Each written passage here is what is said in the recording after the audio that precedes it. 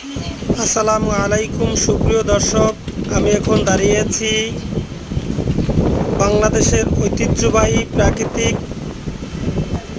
সেই স্থান, যে স্থানটা দেখার জন্য বাংলাদেশের দূর দূরান্ত থেকে সকল মানুষ আসে।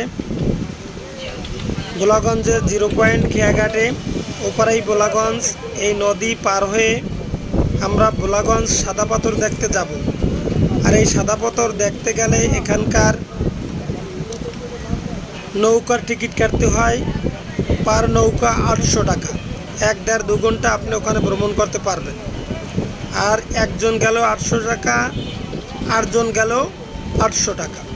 অতএব আপনারা আসুন, দেশ ভ্রমণ করুন, দেশকে জানুন, পর্যটন শিল্পীকে আপনারা উন্নয়ন করুন। সবাই ভালো থাকবেন, সুস্থ থাকবেন। আল্লাহ হাফেজ।